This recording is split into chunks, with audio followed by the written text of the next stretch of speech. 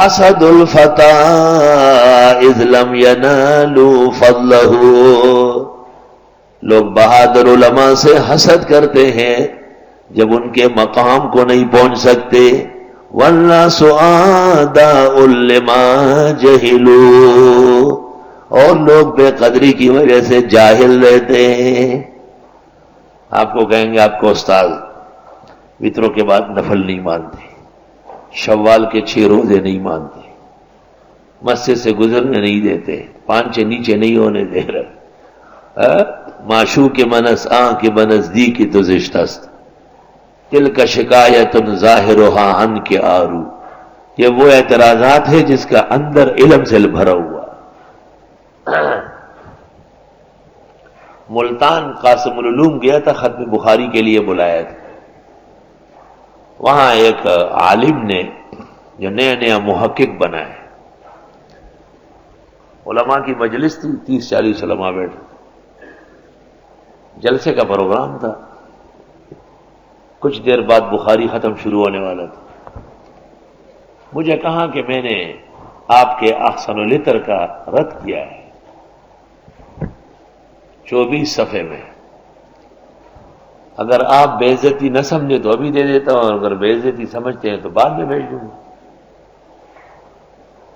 میں نے ان سے کہا کہ میں صرف 3 باتیں پوچھتا ہوں، اس کے بعد رسالہ آپ سے یہی لیتا ہوں. پہلی بات یہ ہے کہ یہ رسالہ آپ نے بیداری میں لکھا ہے یا سوتے میں لکھا ہے؟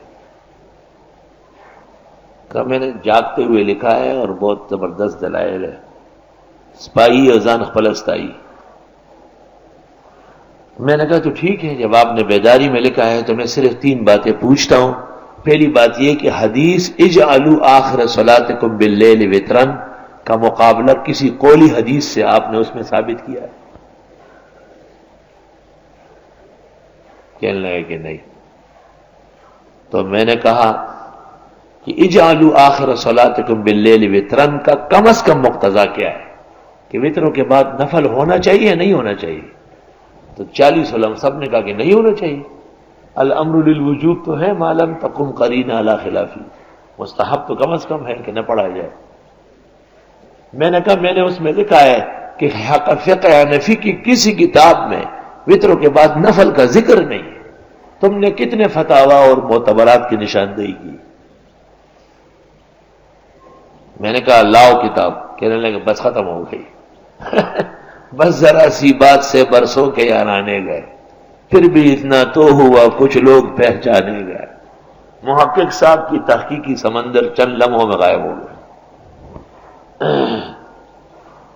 100 بار آزمودم ازوئے نبود سودم، 100 بار آزمودم ازوئے نبود سودم، من جرب المجرب حلت بہ الندامہ. بنگلہ دیش میں سلہٹ میں قاضی بازار میں جامع مدنیہ میں بیٹھے تھے. بس اب ابھی پہنچے تھے، 2-3 گھنٹے ہوئے. ایک مولوی آیا، ٹیڑھی پیڑھی پگڑی باندھا ہوا تھا، بھویں چھپے ہوئے تھے، بڑا ڈنڈا ہاتھ میں تھا. السلام علیکم،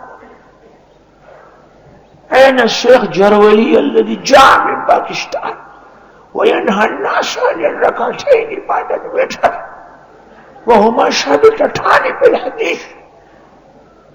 تو وہ ہمارے لوگ اٹھے. میں نے کہا آرام سے بیٹھے. میں نے کہا ہاں انا زرولی وانا موجود، وانا الذی کتب فی ھذا الموضوع واثبت بالدلائل القاہرہ والبراہین الباہرہ بان الافضل والاولى الا يصلى بعد الوتر شيء من النوافل. لما؟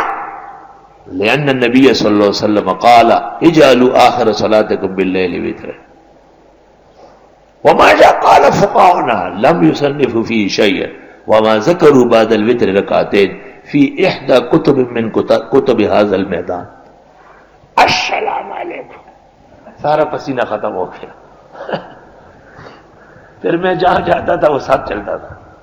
ایسا شیشے کے گھر میں بیٹھ کر پتھر ہی پھینکتے، دیوار آہنی پہ حماقت تو دیکھیے. تو حضرت یعقوب نے حضرت یوسف کو کہا کہ خواب بھائیوں کو نہ بتاؤ، کہیں آپ کے خلاف کوئی سازش نہ کرے. بالکل واضح خواب ہے، اور اس کی وجہ یہ کہ ان شیطان للانسان عدو مبین، بے شک شیطان انسان کا کھلا ہوا دشمن ہے، تاکہ بیٹوں کے بارے میں بدگمانی نہ ہو۔ حضرت فرماتے شیطان ان کو آپ کے خلاف اکسا دے گا کہ 11 ستارے تو ہم ہیں، یہ بڑا ہو کر کے ہم اس کا سجدہ کریں گے، اس کو آج ہی کیوں ختم نہ کریں۔ خواب رویا 3 قسم کا ہے۔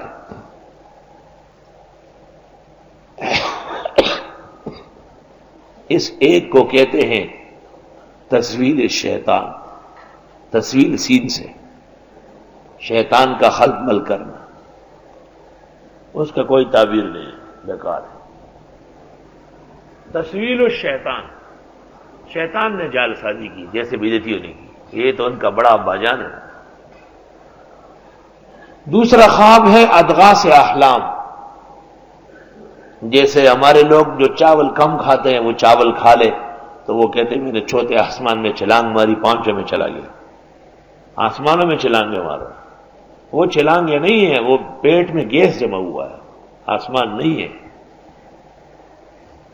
یا بنگالی نے ہمارے ملک کی روٹی سالن کھایا تو اس کو بھی نظر آتا ہے کہ میں در کے اسفل میں چلا گیا۔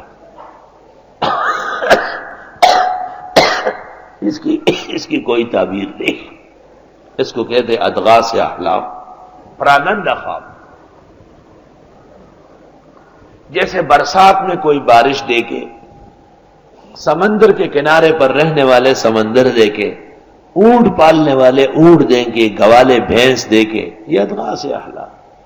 کوچوان تانگا چلانے والا جب سو جاتا ہے تو وہ کہتے ہیں تانگا چل رہا، گھوڑے کو دوڑاتا ہے، اس کی کوئی تعبیر نہیں ہوتی، وہ تو چلاتا ہی ہے۔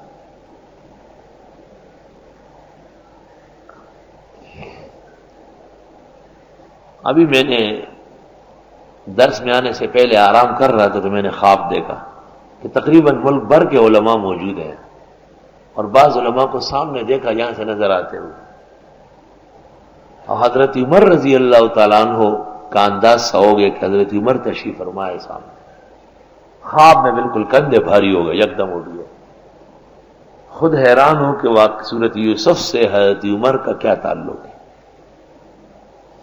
سوائے اس کے کہ حضرت عمر بھی قرآن سن کے ایمان لائے، قرآن سنا تھا، اور قرآن کریم نے سورۃ یوسف احسن القصص کہا ہے۔